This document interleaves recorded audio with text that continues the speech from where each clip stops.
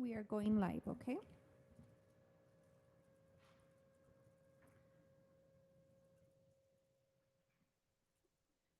The meeting of the City of Socorro City Council is set to begin. First and foremost, the City of Socorro would like to thank everyone and ask for your patience during this difficult time we have been presented with. Everyone, please remember to silence any electronics to avoid sound interruption. No disruptive behavior or outbursts will be tolerated, and violators are subject to call disconnection and possible prosecution. In accordance with Section 418.016 of the Texas Government Code and by order of the Office of the Governor issued March 16, 2020, the City Council of the City of Socorro will broadcast the meeting scheduled today, Thursday, July 16, 2020 at 6 p.m. from City Hall chambers located at 860 Rio Vista Road, Socorro, Texas, via telephone conference and live stream in order to advance the public health goal and practice social distancing to slow the spread of coronavirus COVID-19. The public that signed up and any presenters will be called upon by the presiding officer during the meeting to speak during the public comment or their agenda item during the meeting following Government Code 551.042. La reunión del Concilio de la Ciudad de Socorro está por empezar. Primeramente queremos darles las gracias y pedimos su paciencia durante estos momentos críticos que enfrentamos. Favor de poner en silencio todo equipo electrónico para evitar interrupción de sonido. No se va a tolerar ningún tipo de comportamiento perjudicial o revoltoso. A quien no siga estas reglas, su llamada será desconectada o puede ser infraccionado. De acuerdo con sección 418.016 del Código de Gobierno de Texas y por orden de la Oficina del Gobernador anunciada el 16 de marzo de 2020, el Concilio de la Ciudad de Socorro transmitirá la reunión hoy, 16 de julio de 2020, a las 6 p.m. desde la sala del Concilio localizada en 860 Rio Vista Road, Socorro, Texas, por medio de teléfono y será transmitida en vivo para tomar medidas preventivas para prevenir la propagación de la enfermedad del virus corona COVID-19 a los demás y por la seguridad del público. El público y los presentadores serán anunciados por el oficial conduciendo la reunión para poder hablar durante la sección de comentario público o después de la discusión del artículo de la agenda por cual se apuntaron siguiendo las reglas del gobierno 551.042.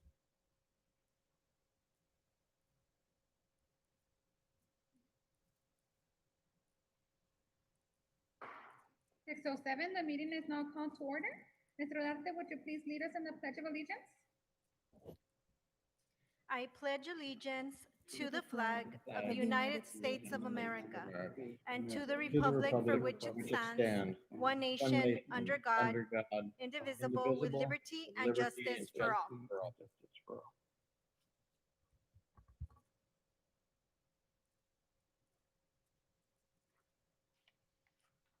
Item number 3, establishment of quorum.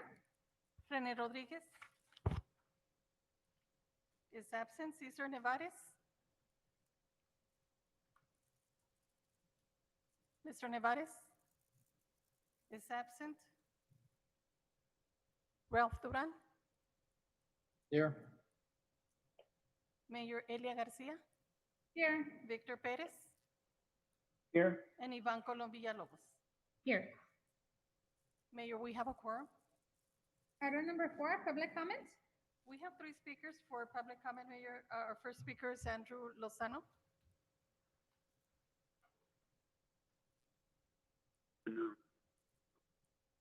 Good afternoon. Andrew Lozano, retired Chief Petty Officer, U.S. Navy. I'm a resident at 401 Valle del Mar.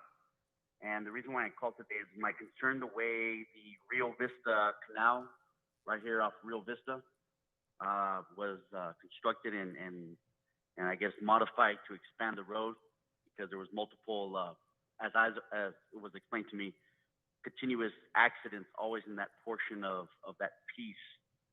And my concern was the way it was planned. I have experience in planning, working for the utility company in outage planning. So when it comes to planning, we always have to take into effect time of year, how much resource, safety is a concern. And the reason why I'm calling today is because for the fact that I understand for what's explained to me, we have to work in conjunction with Lower Valley Water as provide them supplies and materials, and they do the job. And we have to continuously have a good relationship with them. I feel that it's a two-way fold, and this type of planning was inadequate. Doing a type of job that's cutting off a road and making it unsafe for the neighborhood and for the people that live in my area. Because as you're going down Rio Vista, and that's a block road, the only way to turn into my area, and I live right there in the corner where there's a four-way stop sign. And 3 occasions during that time frame, I almost got hit by a car because nobody stops there. Nobody. And I've talked to several people to see what it would take to get a speed bump or something along the line to mitigate, to control the traffic there, because it's horrible. Safety that, I'm always got hit 3 times, and I'm a tolerable man, but my threshold for being tolerant is done. I'm asking for the city of Socorro to do something to minimize to control the speed, because nobody's going to stop at that 4-way traffic stop. And I remember I talked to city council about 3 years ago about this. And the city and the chief of police, we'll make more patrols and we'll stop and we'll see what we can do. I mean, I see more dogs than I see police roaming around this area patrolling. I mean, I'm asking for the city of Socorro to do something. And I understand you can't put a speed bump there from what I've been explained because of paramedics, school bus, stuff like that. But yet here on Valle del Mar, there's a speed bump a couple houses from where I'm at. And I'm also asking, next time we do some construction along the canal, let's plan better. Let's plan more efficiently. Take safety into consideration, because this time, I'm sorry, but the way this was planned was poor. And I'm being kind when I say poor, folks. This was very poorly planned. Very poorly planned. Somebody was telling me from the city that we've had multiple accidents there all the time. I've been living in this house for 10 years. I've seen accidents happen, come and go because the street is narrow. And now you want to do it during irrigation? Why couldn't you wait after the season? And schedule it better. Put some documents out there to let the people know, hey, this is our time frame. These are our deliverables. In a Microsoft project format or in a P6 type of schedule format where people can see that this is going to get done. This is the time frame that's going to get done. These are the people that are working on it. And I do understand COVID-19 had some impact on some employees from what I was explained. I get it, because during outages, Mr. we were Lozano, impacted your too. time is up. Okay, thank you.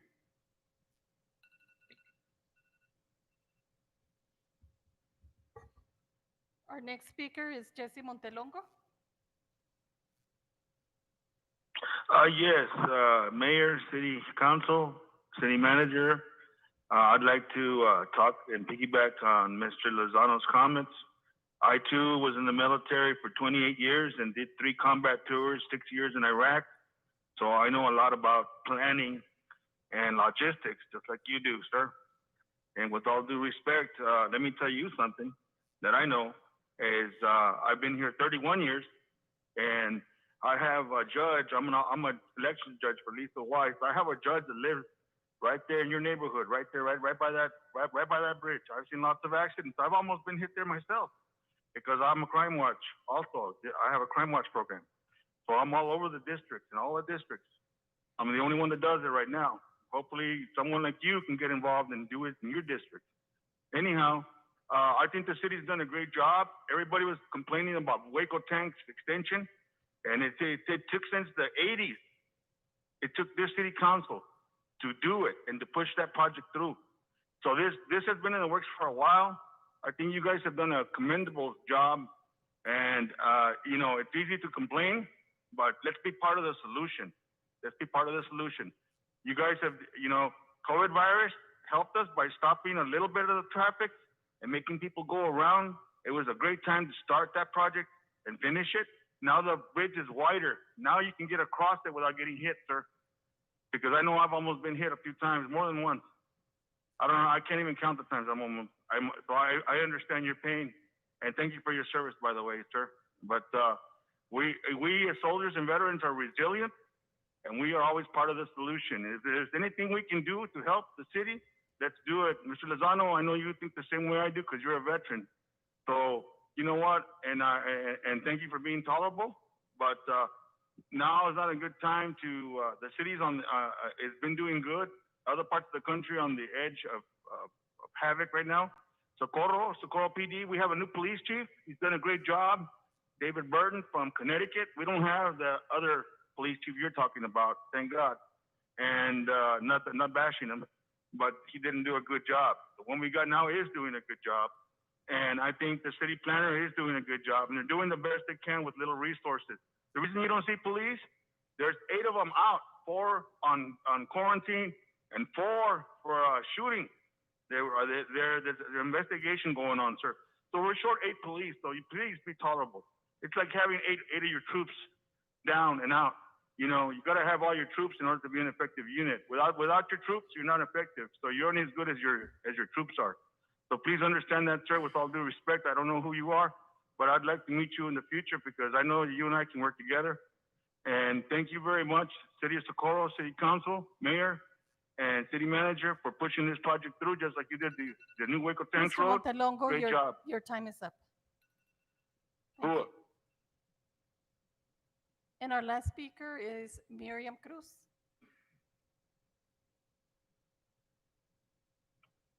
Hi, good evening. I wanted to thank the city staff for all their efforts for continuing to move the city forward through this pandemic. I personally appreciate it. I appreciate that the office is open for activities to continue. I wanted to say a few things. First, I wanted to ask again for City Council to take in consideration when constituents are watching and participating in these meetings. I would hope that you can continue to show them the same courtesy and respect as you show any other special guests. I know at the last meeting, y'all waited to go into executive thinking that you didn't want to keep, I guess, from losing viewers or you know, prolonging the meeting in the middle of the meeting. But the item that you moved into executive, there were individuals that were signed up to speak on that item. I myself myself included in that. So I would have had to wait for the entire meeting. I did wait for the entire meeting. But once you got to executive, I had other things to do and I wasn't able to continue to wait. And so I just hope that you guys consider those things. Maybe if the mayor or everyone can get, you know, a list of all the things that people signed up to speak on, so that you guys are aware of if there are items that constituents are waiting to speak on. The second thing I wanted to mention is I just want to remind City Council that the Ethics Committee continues to be incomplete. I still believe that the city would benefit from getting that committee completed and moving forward. And third, I just wanted to mention that I appreciate, and I'm going to single him out because he's usually the only one that I see him do this. I wanted to thank Mr. Bettis for making motions for discussion rather than always making a motion to approve items. I believe that this actually saves time in having to modify motions. And I actually think that it's important for discussion, or at a minimum, a short presentation to be done before City Council starts voting on things. In the past few years, since I've been going to the meetings, I've seen the City Council evolve into asking more questions and getting more information. I just hope that you guys can consider doing that discussion beforehand and that being the motion, instead of directly trying to approve or deny something and then having to modify it. I just think it would be helpful. Thank you. Mayor, those were all our speakers. And Mr. Nevares joined the meeting at 6:12. Item number 5, discussion and action on fiscal year 2020 to 2021 budget for all City of Socorro departments, including revenue projections for fiscal year 2020 to 2021.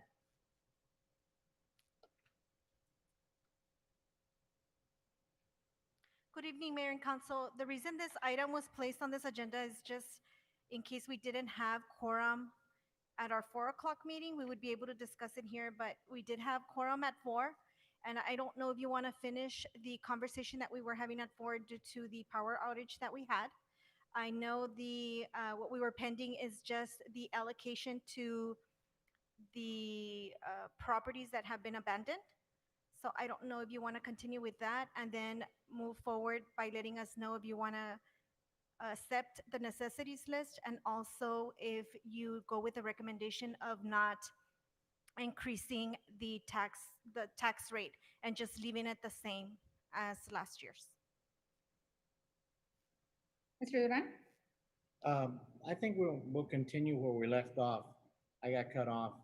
I think we should have, Mr. Medina and Jim, bring to us amounts of, what it would cost, regarding the, lot cleanups. Mr. Medina can let us know how much it'll cost per acre, and Jim can let us know how much it'll cost to, litigate them all. And I think we also need to keep the same tax rate. Mayor. Mr. Martinez? Yes, ma'am. Mayor and Council and Mr. Duran, sure, I'm happy to do that. One thing, this is sort of an operational thing, but my legal advice is in this kind of situation where you're going to start on kind of a new process, there shouldn't be much legal expense on the front end. We prepared all the notices, I think. My memory is all the notices are ready. It's just a matter of mailing them out. We will obviously go over it again, for the first time. That's probably a smart thing. And then after that, it's just a matter of filing the LINs. It's an affidavit and it's a notice of filing in the county clerk's office. I don't think you're looking at it at an awful lot, but my point is, whatever the council wishes to allocate, my suggestion is, and I would work with the city manager obviously to do this, is, pick one. Let's do one. Let's have sort of the exemplar guinea pig. Let's test all the systems and test all the procedures and all the forms. Let's do that. We'll find out where the glitches are, and then after that, you should have a more routinized process and a better idea of how much each step will cost. Mr. Perez? I agree with that, and I would suggest maybe that we start, I don't know if we can do this or how to ascertain this, but a property that is a little more cumbersome in the sense that we all know that we have owners that maybe have abandoned the property or are not accessible, whatever the reason is. But if we can identify one of those harder items or those harder properties, so that we can, like you to your point, Jim, that we can test our system, and that way it'll give us a more of a realistic picture as to what it'll take in terms of time and effort, and certainly expense. Ms. Villalobos? Great idea. Can we come back later and move funds around if we needed to, and not wait another year? If we've ironed out all the kinks on how to proceed in the future with these type of properties, can we allocate funds at a later time to continue the project? Legally, yes, you can. Okay. Then it all sounds really good.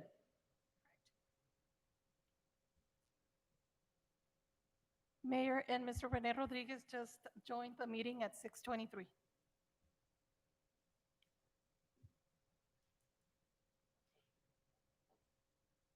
Can we allocate at least $10,000 to start off for now? Because we can move money around, but you would have to take out of a different item in order to fulfill this item. And that is the reason why we pitched this idea, is if you give me some type of funding, and if we need more, then we can definitely move money around. Do you think that's a fair amount, Jim, to start off? Well, I mean, legally, that's more than enough. Operationally, honestly, I don't know. I defer to you and to Mike on that issue.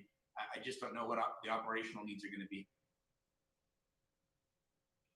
Could we use funding from the general fund for our first property? And that way we have more accurate numbers so that we can allocate an amount that is reasonable? You Yes, can, ma'am. yes, ma'am. So what we're asking is for general fund allocation to a line item in order for us to start the process. And we can do one property and then come back and say, this is the amount it's gonna cost us. And we'll have a better amount of how much an acre is gonna cost in order for us to clean up. Ms. Villalobos? Could we just allocate like a larger amount, but vote on every case individually? And this way we're not hindering ourselves?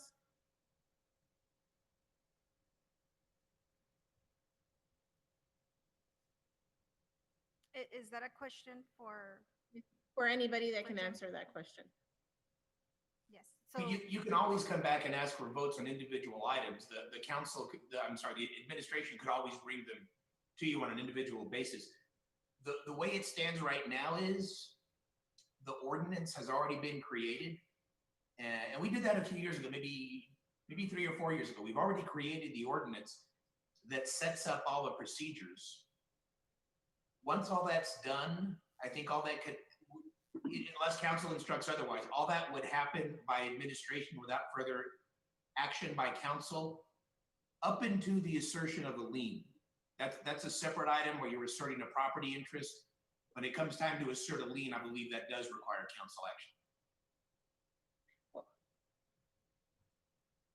Ms. Villalobos? And just so you know, all the ideas sound great to me. I just don't want to hinder ourselves by just starting with a smaller amount and not knowing where we're going to go. And I understand some of council are concerned about the expense. Completely understand, but if we can have still some type of control, even though there's enough funds there, maybe to move forward with a second project, a third project, a fourth project. And I think that will maybe serve the purpose of everyone's opinion.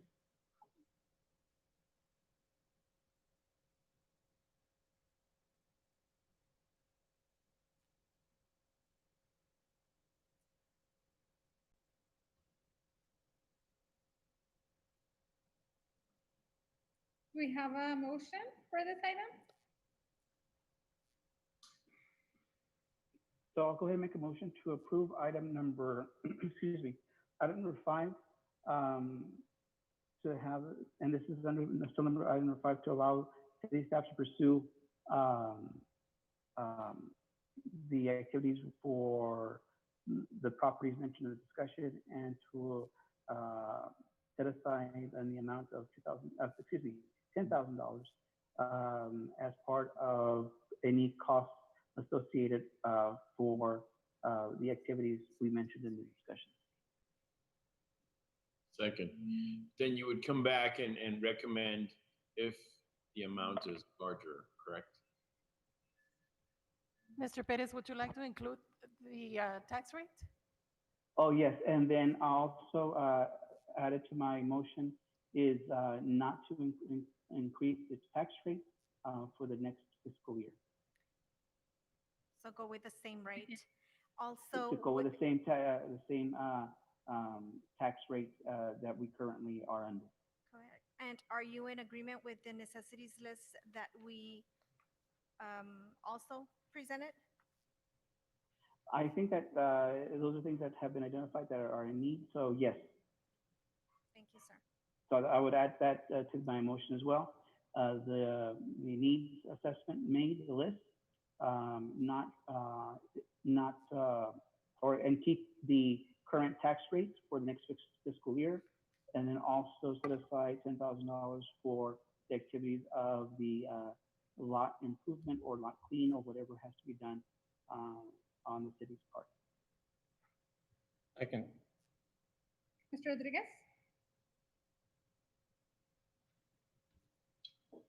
And that's what I was asking earlier at 4 p.m. is that when are we going to take an action on the tax rate? Right now? Tonight. Correct. This is So, it? No? That's not what I was told. no, you'll come back. However, when we present the tax rate to you, in order for you to approve, we need to have an idea. That's why we're having these workshops.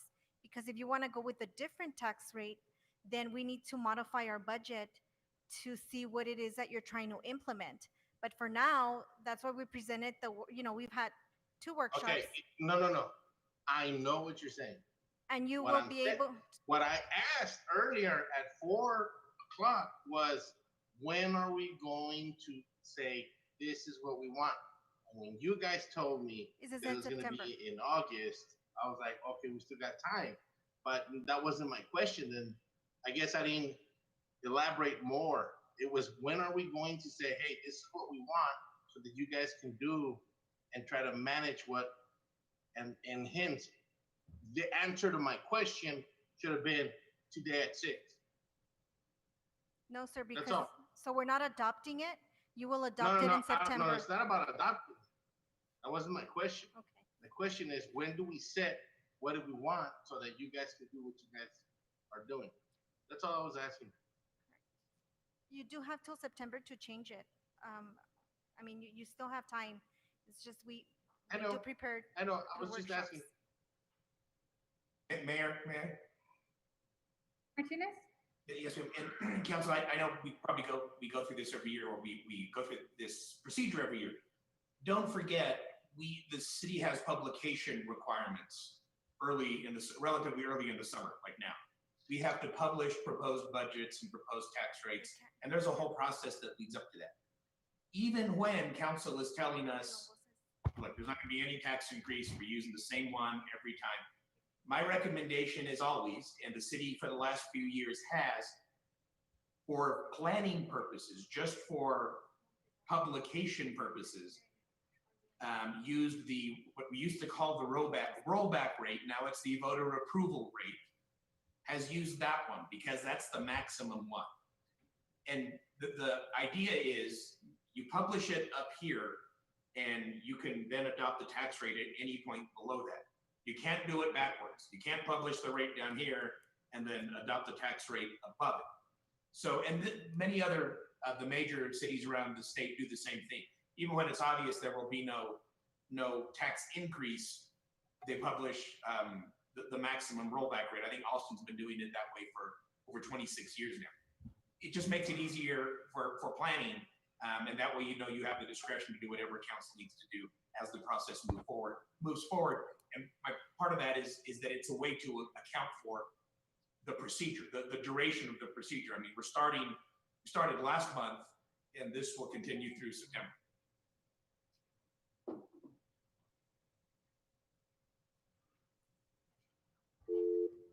Mayor, and we do have a speaker for this item.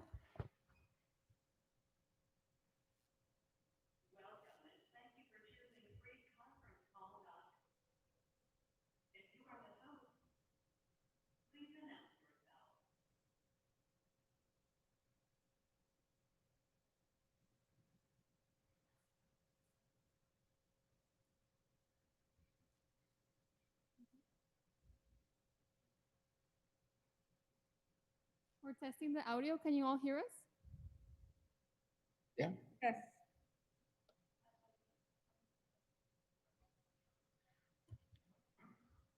We apologize. The Mr. actual Lozano, can conference you hear call us? disconnected.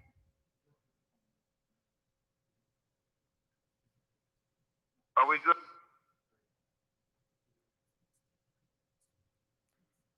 Mr. Montalongo, can you hear us? Yes, I can now. Thank you. Muted.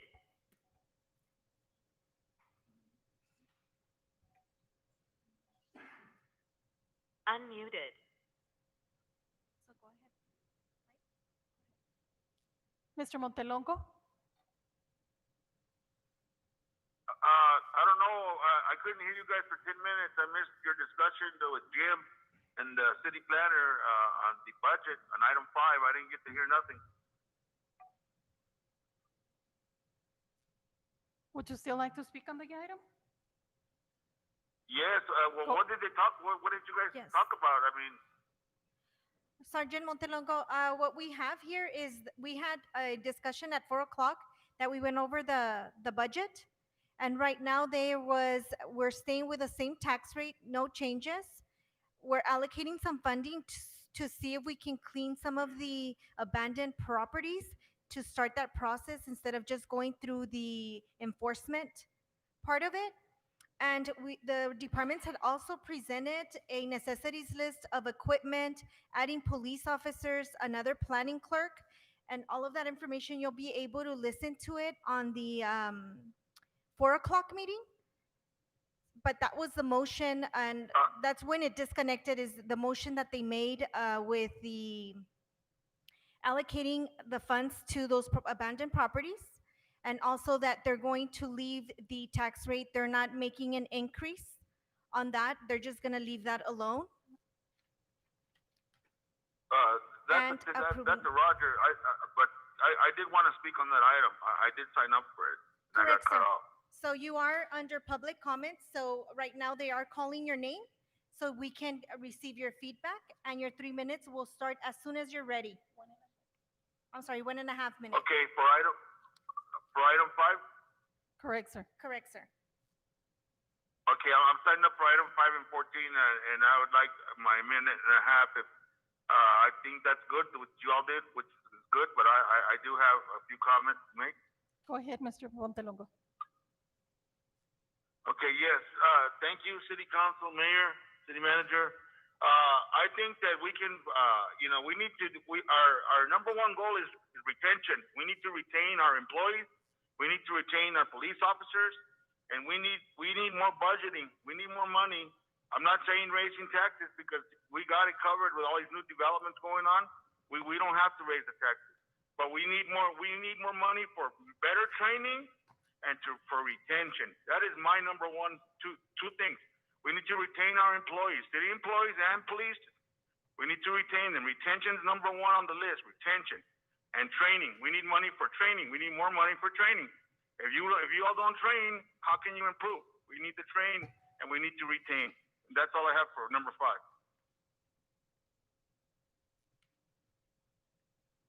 Thank you, Mr. Montelongo. Thank you. Rene Rodriguez. Aye. Cesar Nevares. Yes. Ralph Duran. Yes. Victor Perez. Mr. Perez. Aye. And Ivan Colom Villalobos.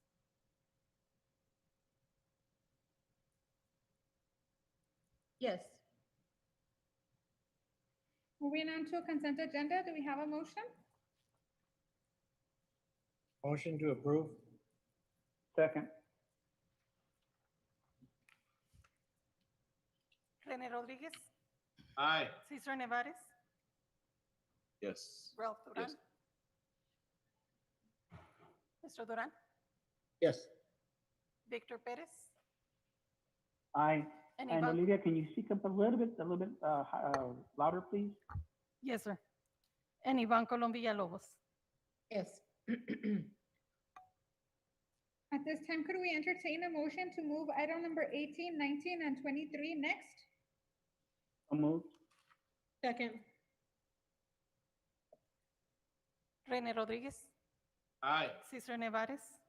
Yes. Ralph Duran. Yes. Victor Perez. Aye. And Ivan Colom Villalobos. Yes.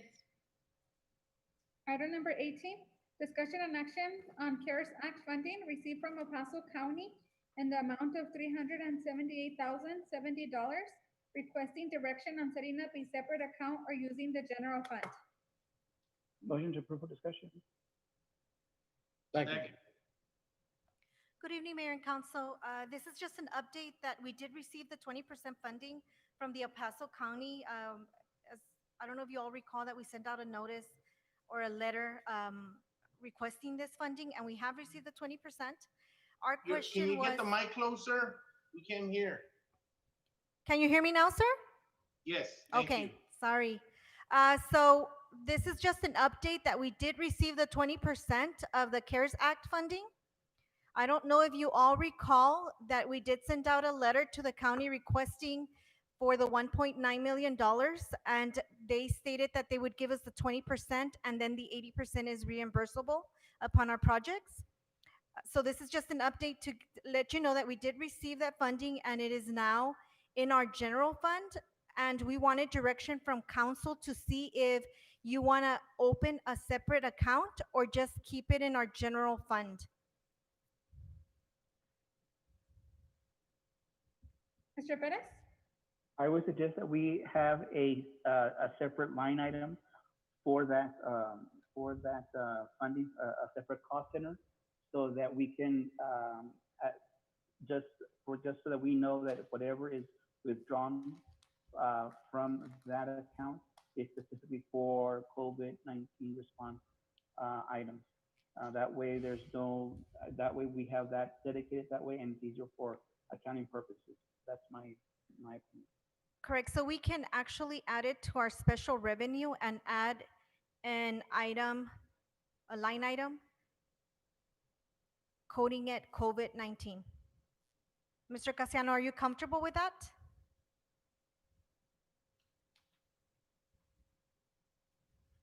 I'm not sure I understand what you really want. I mean, if you want it to be in a separate fund, we need to put it in a separate fund. It'll be another special revenue fund. And we could do it that way. Or we could just leave it in the general fund. And of course, anything that we're going to use the money for would be, we can attach what's known as a grant code or a program code, and we could account for the money that way. Mr. Casiano, what would be your preference? I would leave it in the general fund. Ms. Villalobos? Mr. Casiano, can you explain why you would leave it there? I'm sure that you have an explanation of why it's best to leave it there. Well, it's not really a best, or it's like 6 of one, half a dozen of the other. It's just a matter of how to account for it, and in the general fund we have a little bit more flexibility. If I may, Mr. Perez? I think that given the special circumstances of this particular fund, I would like to see it in that special line item, however you separate it, simply because it just allows for, not that we're not transparent, but given the situation with the COVID-19, it would allow us to just add another system of transparency, so that people know that we are responding to the COVID-19. Again, it's not any aspersion to any kind of accounting measures that we have currently in place, but I would think that it would be better to just, in my opinion, just to have it as a separate account, a special account, so that it's just monitored that way, instead of it being in the general account, because again, it's specifically for COVID-19, and I don't know how much more flexibility we would need, given that it's just for those kinds of expenses. Well, the thing is, we've spent a lot of money already on COVID-19 things, and we did it out of the general fund, and that's fine. And we can put, if I'm understanding what you're saying, is that you would prefer to have it in its own separate bank account and have it in a special revenue fund and account for everything through that. If possible, yes. I don't want to add any That's new. That's very possible. I mean, we can do whatever you want. I mean, it's not going to be a hardship on us or anything like that. It's just what you prefer. And if you want us to be most transparent, I think that would be the way to be most transparent. And then just one final question. If can we reimburse the city for COVID expenses already incurred? It's my understanding, yes. Okay. Yes, sir. All right. Yeah, I personally, that's my opinion. I mean, I don't know what how the council feels, but I would like to see that funding have a separate account for it. Mr. Martinez? Yes, ma'am. Mayor and Council, I'm glad, like Mr. Cassiano, I wasn't quite sure what council was inquiring about in the agenda item. After hearing that, I think there's a mild benefit to making it a segregated account, not just a segregated journal entry. There's something called commingling. I don't know of any risk we face about commingling, but there's a lot of unknowns with the CARES Act. I mean, this is a one-off, we're sort of making it up as we go, we're having to develop new procedures. It would provide some protection against any commingling penalties if you kept it in a separate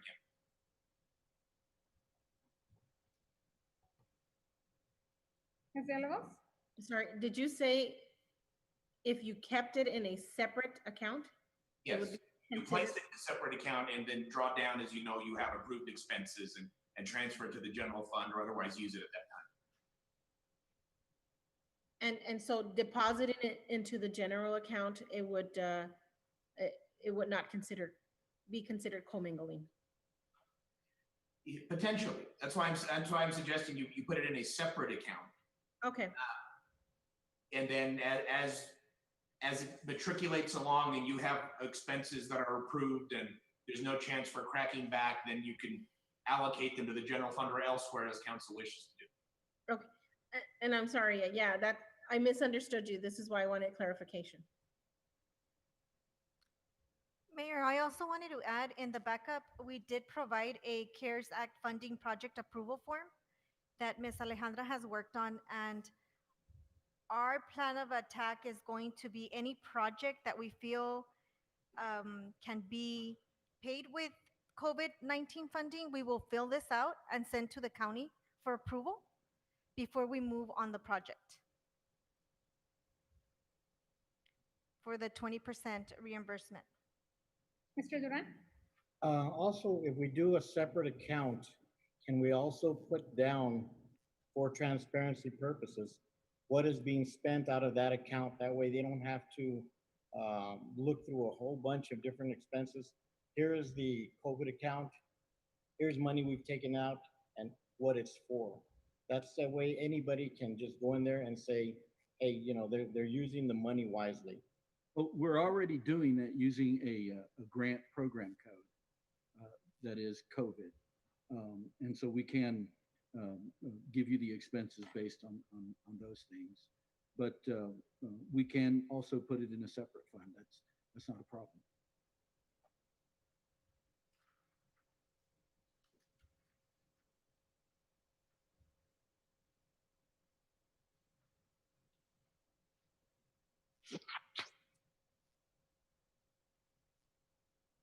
Mr. Perez, would you like to amend your motion? Okay, go ahead and amend the motion to approve the CARES Act funding and to set up a separate account for that funding in order to make sure that it allows for greater transparency in the usage of that fund. Second.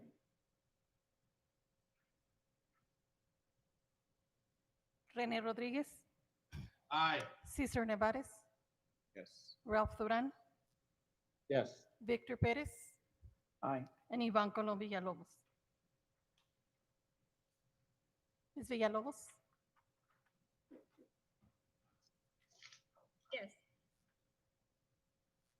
Item number 19, discussion and action on extending disaster declaration issued March 16, 2020 due to public health emergency. Make a motion to approve. Second. Good evening, Mayor and Council. The reason we brought this item up is we've been under a declaration of disaster since March. And we want to make sure that we are covered under the disaster resolution. So we do need an extension until further notice. I don't know how long we can extend it for, but it is necessary for us to extend our disaster declaration.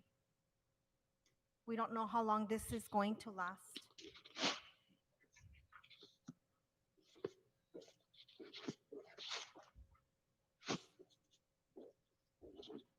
Mr. Martinez? Yes, ma'am. Mayor and council, as long as council as a whole does it, you can continue to extend the disaster declaration. Municipalities around the state are doing this. So are most counties. The consensus statewide, and particularly here in El Paso, seems to be at this point mid-September to early October.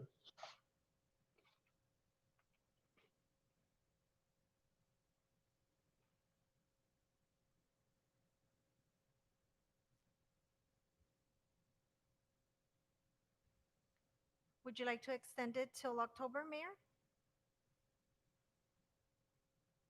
Council? Oh, I'll amend my motion to extend it to October. Second.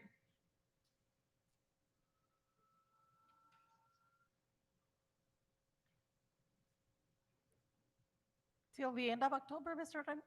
Rodriguez? Yes, to the end of October. Rene Rodriguez? Aye. Cesar Nevares? Yes. Ralph Duran? Yes. Victor Perez? Aye. And Ivan Colom Villalobos. Yes. Item number 23, discussion and action in reference to national prescription opiate litigation. Mayor, that is executive session. Yes, that's an example. Yes, ma'am. Mr. Martinez, can we move that item to the end so we can go into executive? Sure. Yeah, that of course, that's not going to hurt at all. Yes, ma'am. Okay, so then we can go back to our regular agenda. Item number 8, public hearing of an ordinance of the city of Socorro, Texas, repealing ordinance number 73 of the city of Socorro, Texas. 6:51, public hearing is now open.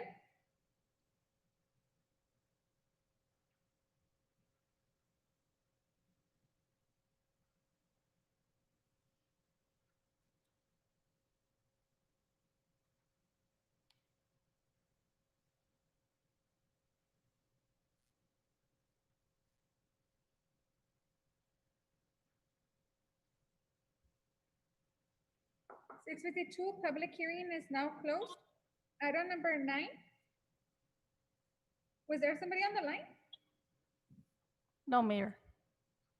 Item number 9, second reading and adoption of an ordinance of the city of Socorro, Texas, repealing ordinance number 73 of the city of Socorro, Texas. Motion to approve. Second. Mayor, question. Mr. Perez? And out of curiosity, I don't know if there's ever been a situation where,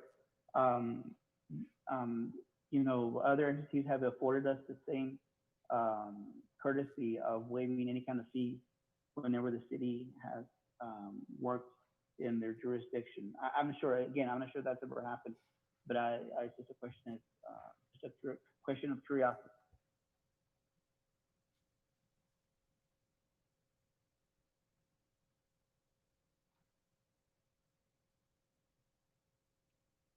Mr. Medina or Ms. Rodarte, does anybody have an answer to Mr. Perez's question? Mr. Perez, actually, we do work with other entities. Right now, the issue that's happening is that Socorro Independent School District is actually building our new high school. Those permits are becoming a little overwhelming for the city to pick up the cost. And that is the reason why we had to go back and revisit. And the best recommendation was to repeal that ordinance. And if at some point they request for us to waive or do anything different, we would place an item on the agenda to do so. But right now, that's not the case. So every permit that goes through, and it's on a high volume. And we're really seeing the hit in our department and in our budget. And that is the reason why we're bringing this before you. That makes that makes sense because this is a 2-year, it could be potentially more than a 2-year project. So yeah, I understand that. Okay, thank you. Thank you. Rene Rodriguez? Right, Mayor, if I may. Mr. Medina? What I wanted to add to what the city manager was alluding to is that this ordinance was written in the very early stages when the city reincorporated. And so it goes back to a time where there really wasn't a whole lot of necessity and understanding that having a good relationship with other partners, whether at the federal, state, or even at the local level, that was the instrument to kind of invite that type of partnership. But like the city manager had indicated, is that there is a very overwhelming demand now, not only from the functionality of plan checking, but also with the inspection. When you are developing or you're building these schools, they're very they're very specialized items that have to be inspected. So you have very specialized inspectors that have to come out and do the inspection. And so, not to prolong the conversation, but when we were looking at our budget in relationship to the previous years as we were performing, we saw that there was something that was out of sequence. And so when I further reviewed it with the city manager and I talked to our building official, we were able to pinpoint that this ordinance, it pretty much gives everybody a clear way to come through the city and operate and do things that they need for building and development and have the ability not to pay. And so I understood that this ordinance existed. I wasn't very familiar to the extent. So once I understood that there was even a federal and a state component, that's when I involved the legal team, and of course I briefed the city manager. But I do want to get back to the essence of this, is that if there is always the opportunity to partner with federal, state agencies, certainly we can come back and amend an ordinance like this or introduce something that everybody can, effectively work from. Mr. Duran? I think this illustrates what I talked about at another meeting. This ordinance is a prime candidate for an ordinance that needs to be sent into the sunset. And for that committee, we need to get it going so that they can get all of our ordinances back on track. Done.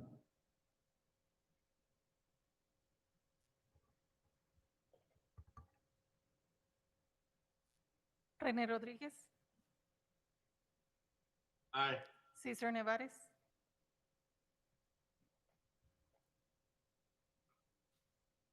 Mr. Nevares, Yes. Ralph Duran, Yes. Victor Pérez, Aye. and Ivan Colom Villalobos. Yes.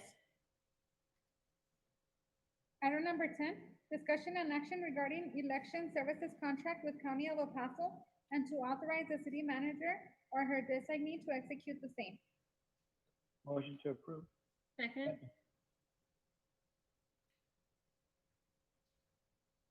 René Rodríguez, Aye. Cesar Nevares, Yes. Ralph Duran, Yes. Victor Pérez, Aye. and Ivan Colom Villalobos. Yes. Item number 11, discussion and action to approve $3,200 in additional funds for the City of Socorro Community Initiative 501c3. Make a motion to approve. Second? Second. Good afternoon, Mayor and Council. Alejandra Valadez, Grants Coordinator for the City of Socorro. As you all know, the City Council did approve the establishment of an affiliate nonprofit organization back in 2019. To date, City Council has approved a total of $1,900 in startup costs for the nonprofit.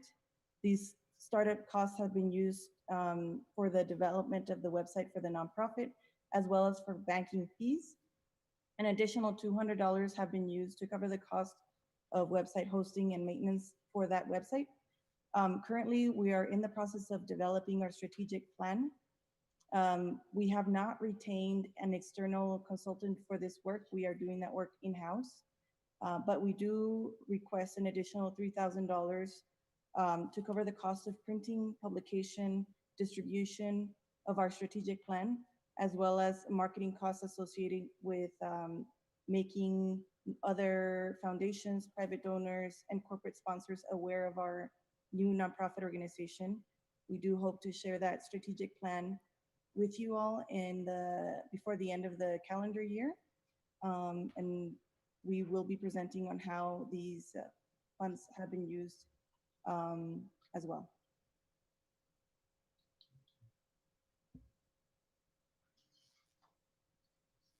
Rene Rodriguez, Aye. Cesar Nevares, Yes. Ralph Duran, Yes. Victor Perez, Aye. and Ivan Colom Villalobos. Yes.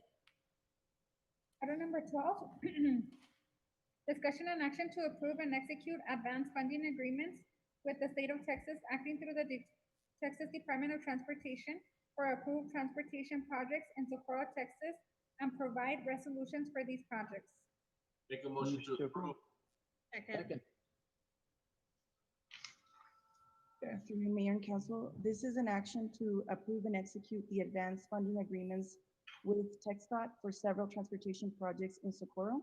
Those projects do include the Bowie Road Bridge, the Rio Vista Road Bridge, the Passmore Shared Use Path, and unfortunately, we did not get the Nuevo Hueco Tanks Road Extension agreement in time for this meeting, but it will be included in our upcoming council meeting for your approval. We are required to approve these agreements as well as provide the resolution. Mr. Perez? Then can you just repeat the project? Yes, it's the Bowie Road Bridge replacement, Rio Vista Road.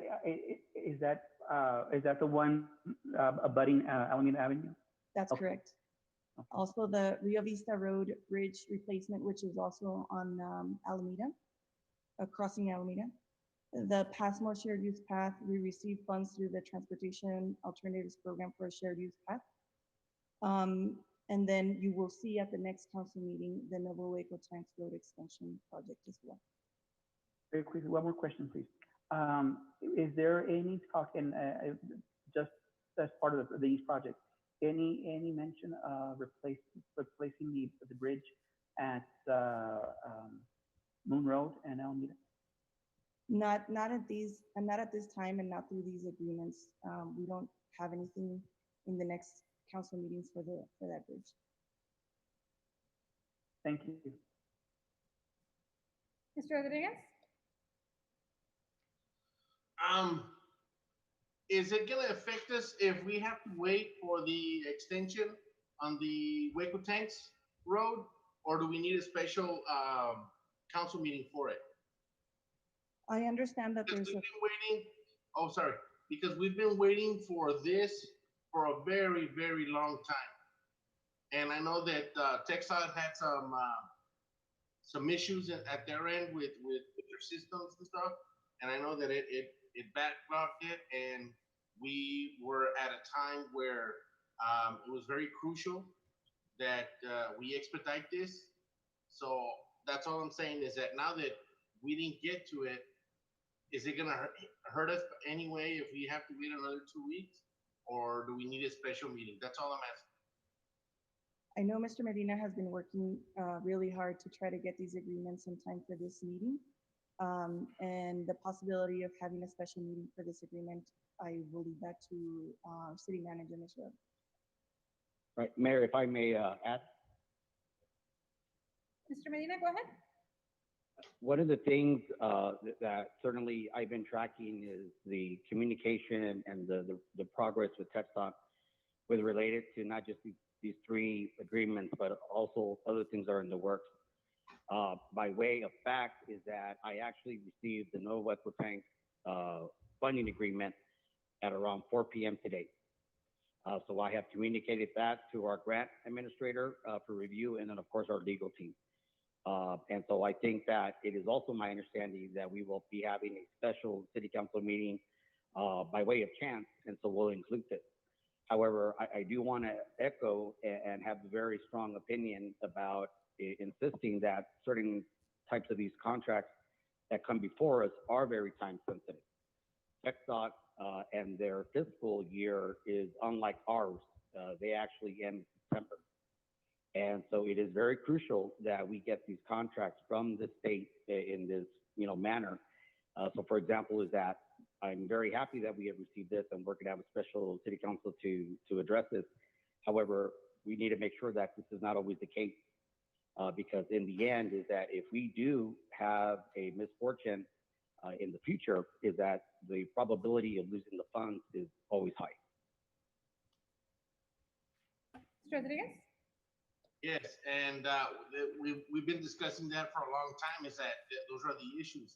It's very time sensitive, so that's why I was saying that I didn't want to just come out and blatantly say it, hey, we need a special meeting for this, but, you know, yeah, we do. So just so everybody will know that we will need one, because there's been some issues with getting all of these agreements together. So that was my thing, is that I just wanted everybody to be aware that we will need a special meeting just for this item. This is very crucial and very time sensitive. That's it.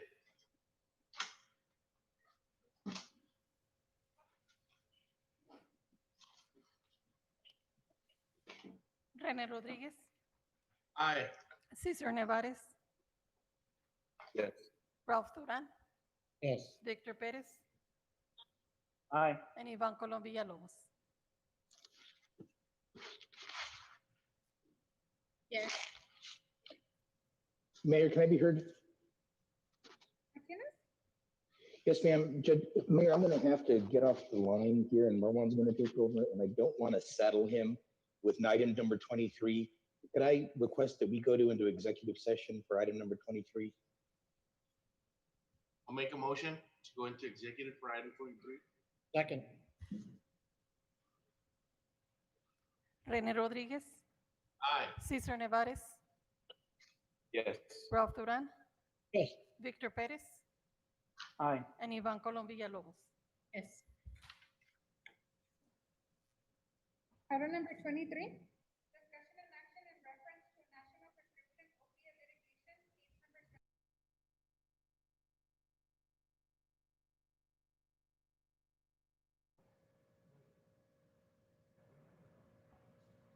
Are we live?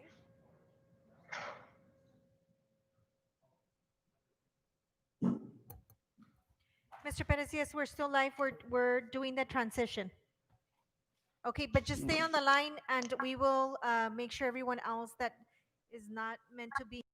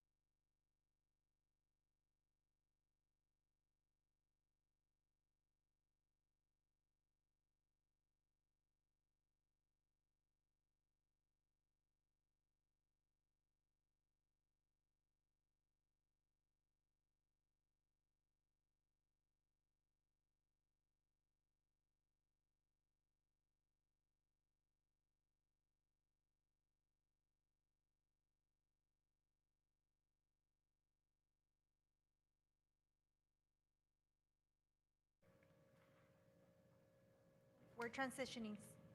Give us a second.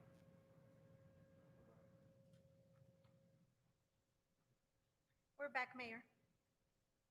Mayor, can I just say one thing? Mr. Martinez? Yes, ma'am. Marwan should be on the line. Marwan, are you with us? Marwan Bati. Yeah, I'm here, Jim.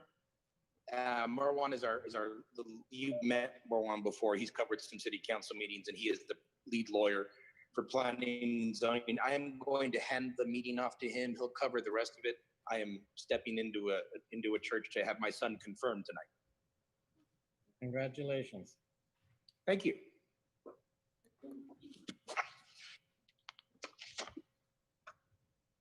It's 7:28 and we're back in regular session. Item number 23, discussion and action in reference to national prescription opiate litigation, case number 17-MDL-2804. Motion to not engage in this litigation. Second.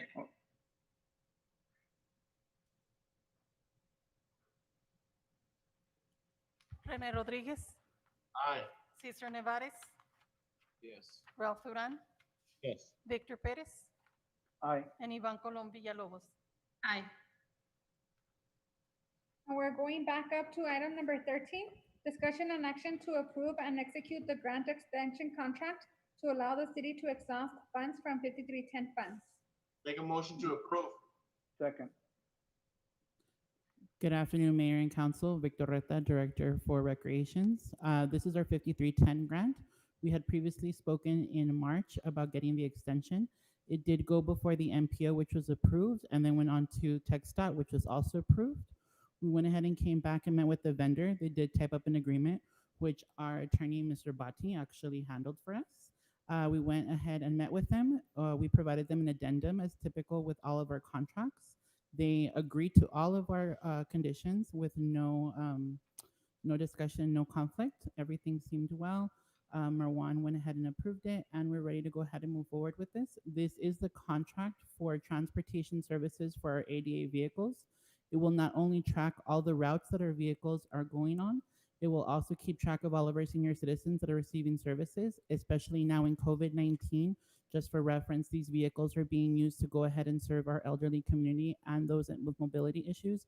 Their meals for the week through the AAA program. That's the Area Agency on Aging through the El Paso County program.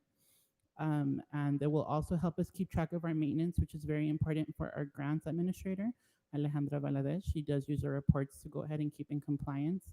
And we've been very well with the program. We're actually a multi-award winner, and we're going to be applying for the next round, which will be available in August. If anyone has any questions, I'm here, happy to answer them.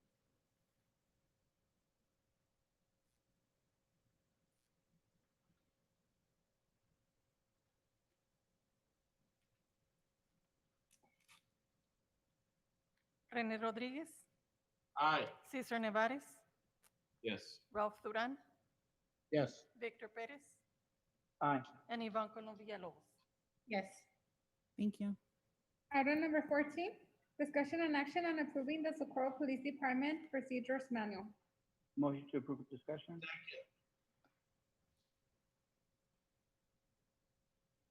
Good evening, Mayor and Council. David Burton, Chief of Police. So this is our new policy manual. It's been a long road getting to this point. It has gone through civil service as well as the city's attorney. It's over 500, there it is. It's over 500 pages, and it does follow the Texas best practice.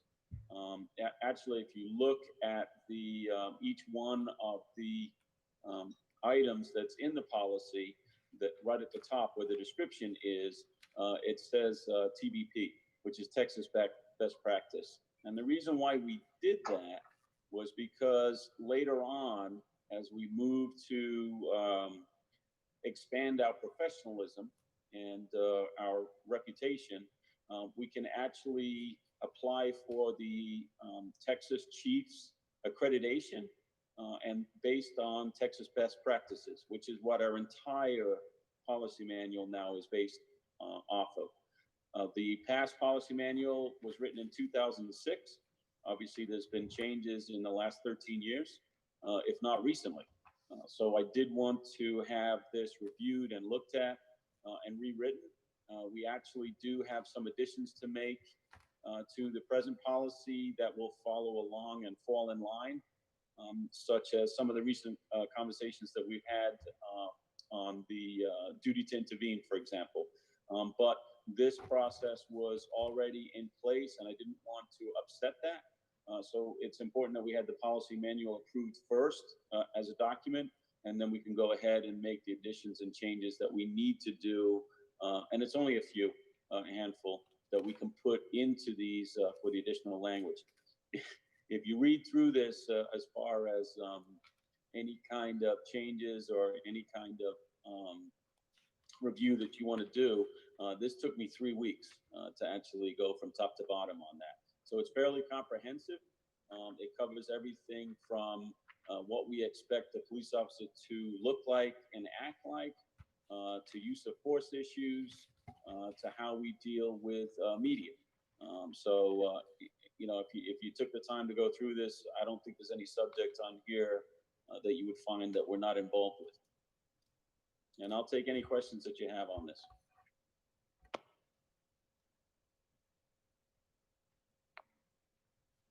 Chief, no, you just answered our question because we did have, and like you said, it's this process took more than 6 months at the with the commissioners in civil service, and there was no time to pull it back out and then start to amend it.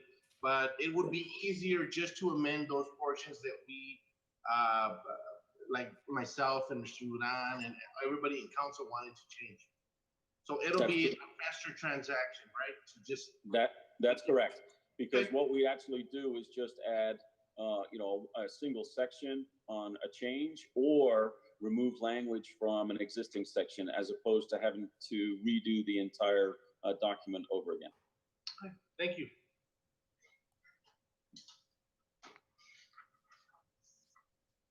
Mr. Duran?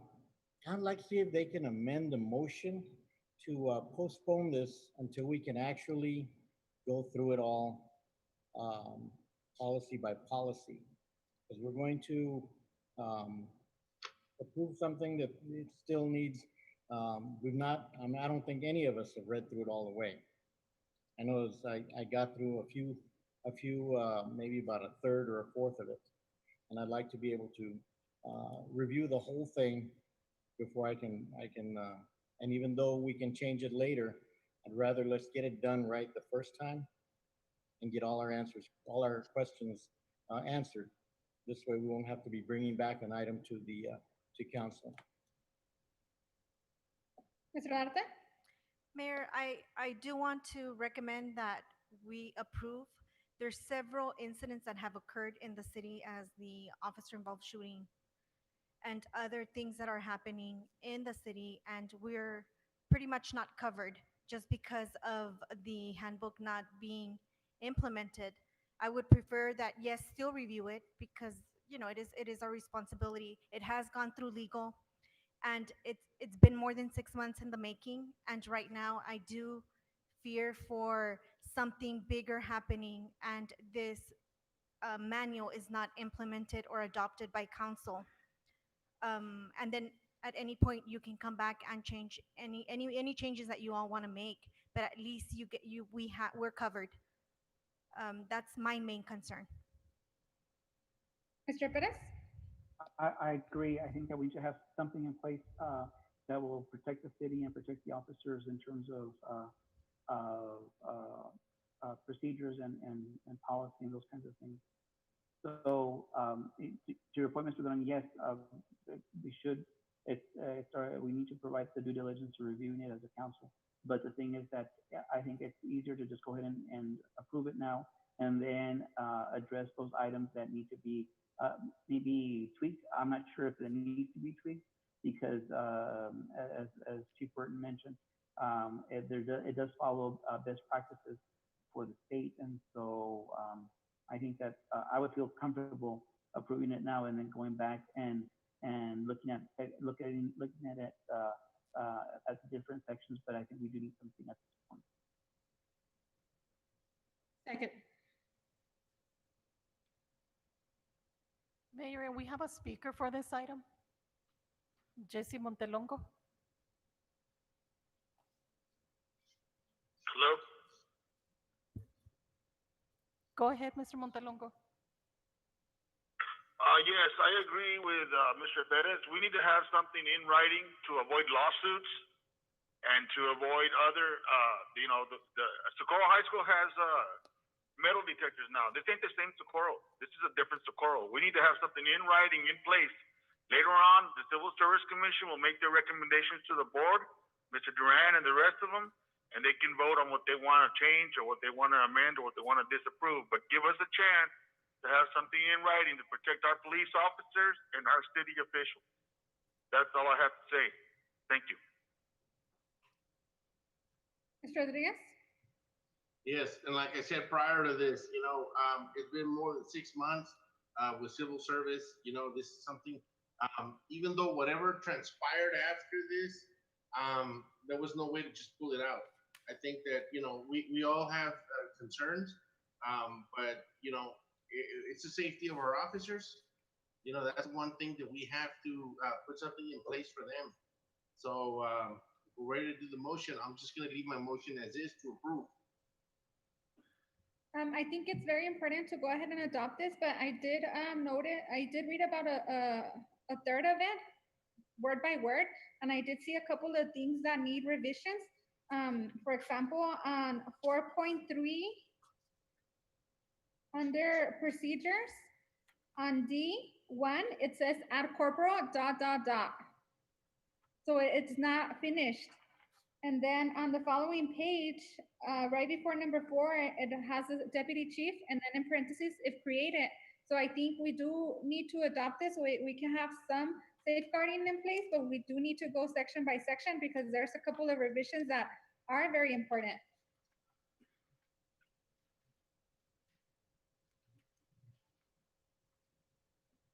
And then little things like the font is not the same throughout, just little technicalities that I'm sure once we finalize it will be corrected.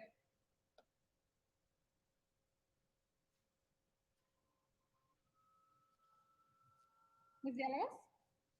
Villalobos? Can we have it approved and now and with the condition that staff go over it before it gets published?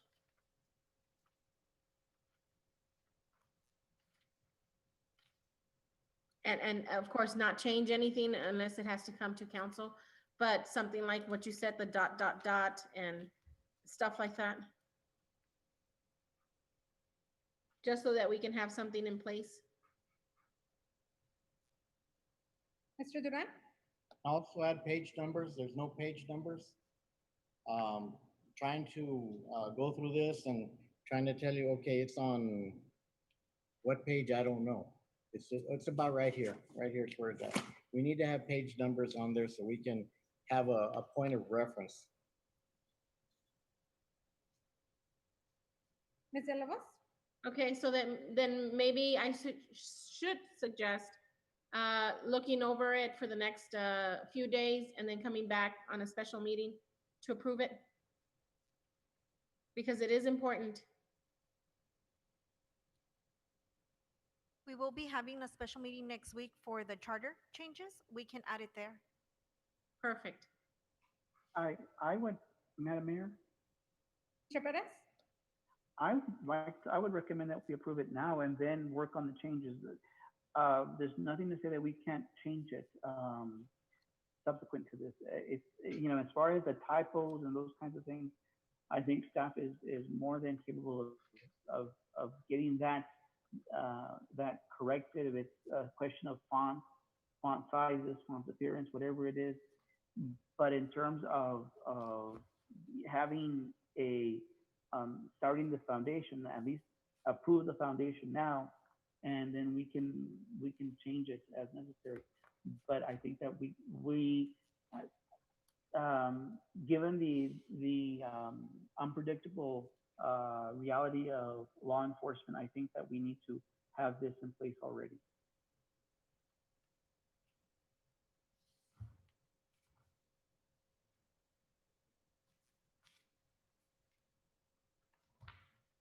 Mayor, can I just say something? Please. So I think what you're seeing is the reason why, so we had to transfer it electronically. It was a very large file. We left in the changes so that it could be reviewed. And I think it's just a function of removing the index notes, so to speak, or the changes that were listed on the copy that we sent over. I think that's what, it's just technical glitches, and we can certainly go ahead and straighten those out.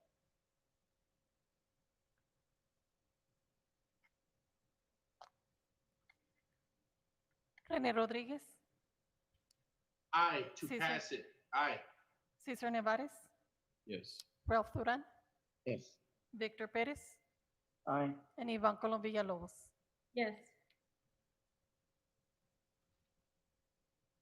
Item number 15, discussion and action on the final plat approval for Baba Sections 1 subdivision, being a portion of Tract 1B of the OA Dennison Survey number 316 in El Paso County, Texas.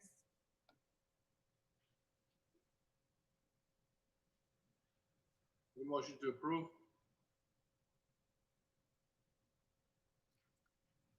Second. Good evening, Mayor and Council. This is the final plat for Baba subdivision. Property is located in the corner of Nuevo Hueco Tanks Road and Gateway.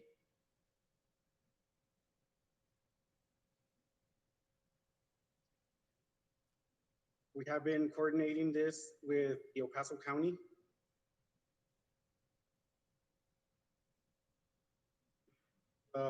Developer is proposing to develop a corner, little area here. One thing that I do need to mention is that the line that you see here in the middle will be a public road that's going to be dedicated to the county. We did go to the Commissioner's Court to request a variance to reduce the right-of-way to 54 feet. And the county decided to approve the right-of-way that was proposed.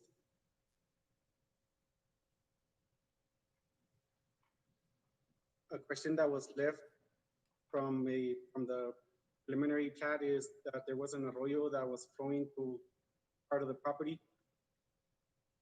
After speaking to the county, they determined that there's a major development going on north of I-10, and the property has been graded enough to collect their stormwater north of I-10. So now the water contribution to this property will be minimal. And there's also some minor comments that are pending with the county that do not affect the final plat. The El Paso County recommended that you approve this with a condition that the engineer submits the comments that are still pending for the improvements. Do you have any questions? Mayor, we do have Adrian Briones on the line in representing this agenda item, if you have any questions for him.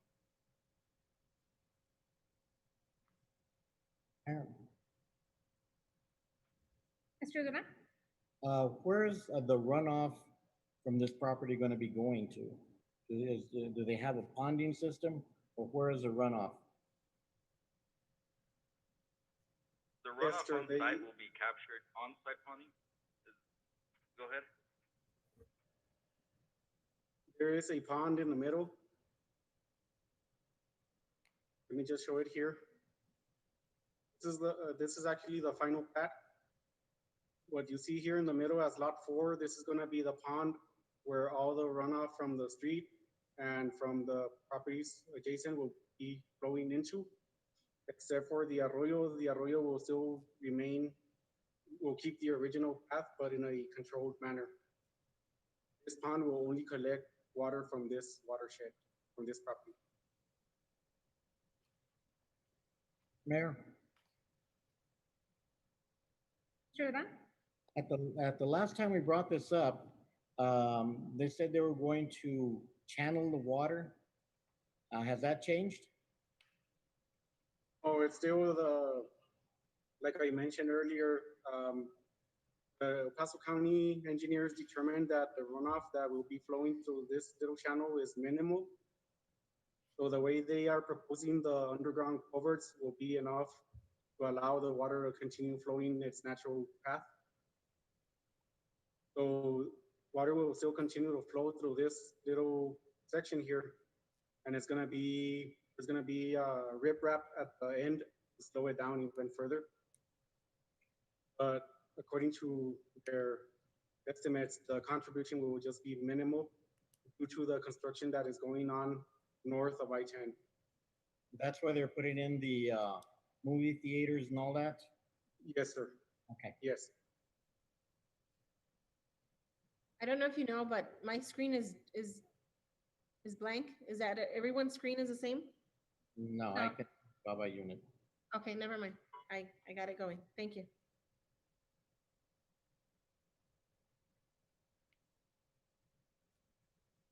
Do we have any other speakers, Ms. Navarro? No, we don't.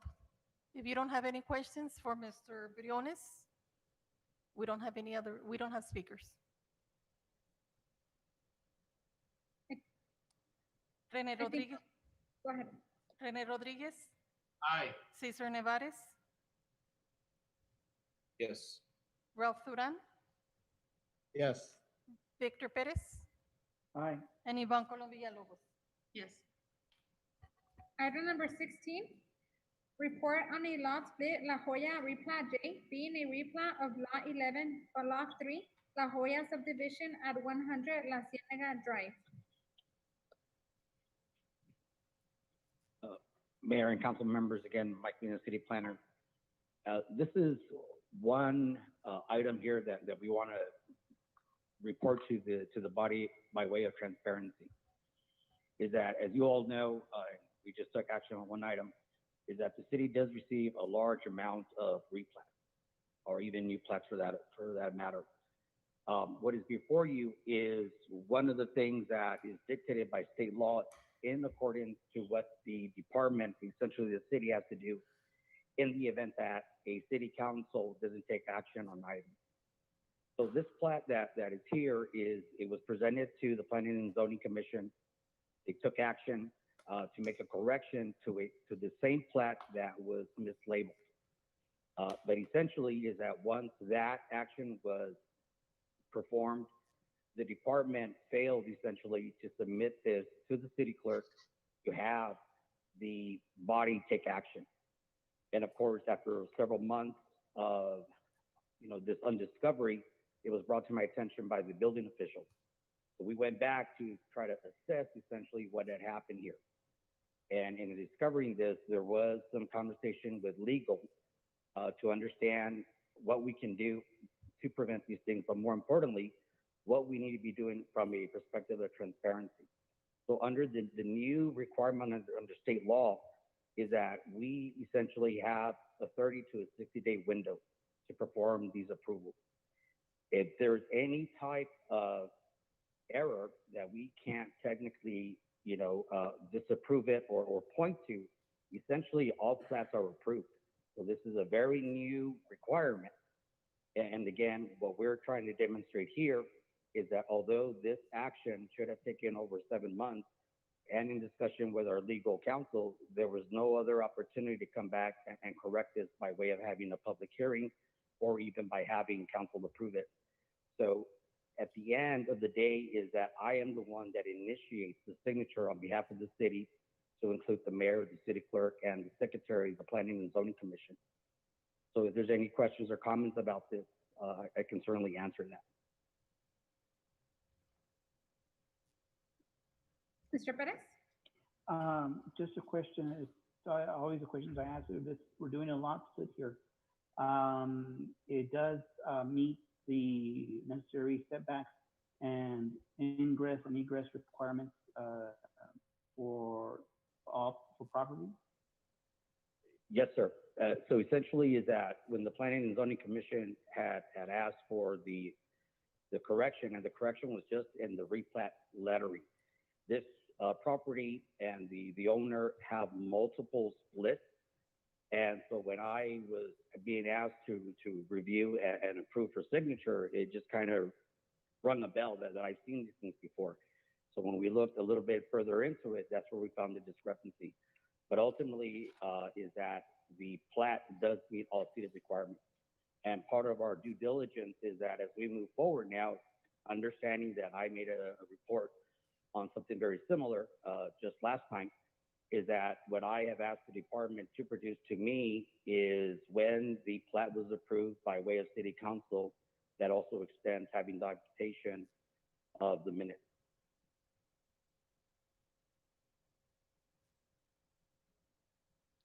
Thank you.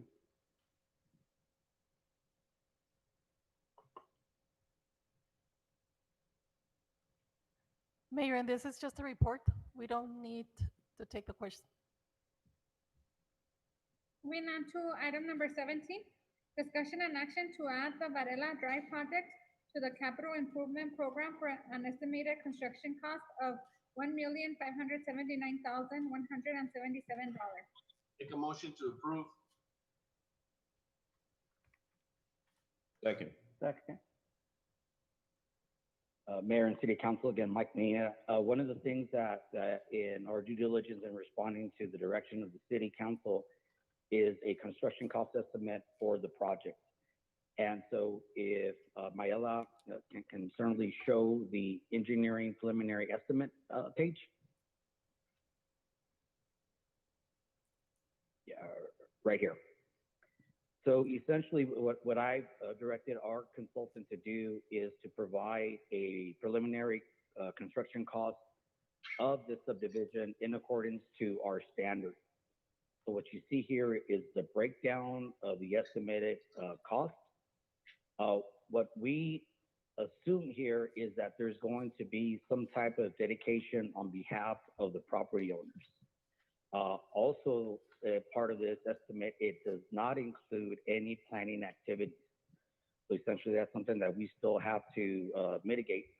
But nonetheless, is that with my discussion with the engineer and of course communicating to the city manager, we felt that it was probably the best thing now is to inform you of the potential cost of this project. And so the recommendation before you is to include it as part of our capital improvement program, understanding that our CIP is a 5-year plan, and we can certainly program it within that time frame.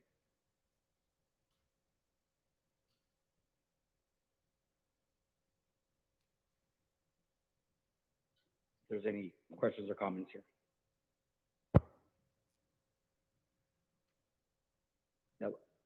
Now, again, I would just like to add that the last time that I reported on the Varela project is that as of today, we still have an outstanding tax property owner that hasn't paid his taxes. So just to inform you that I'll come back periodically to inform you where the project is at.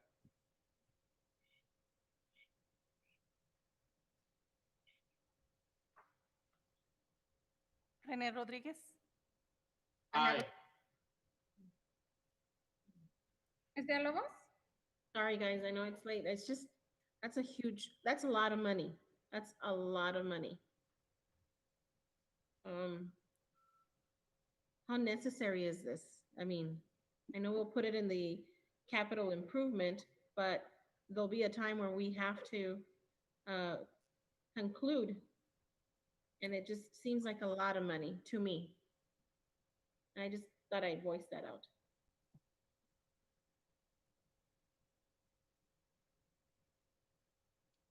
Cesar Nevares.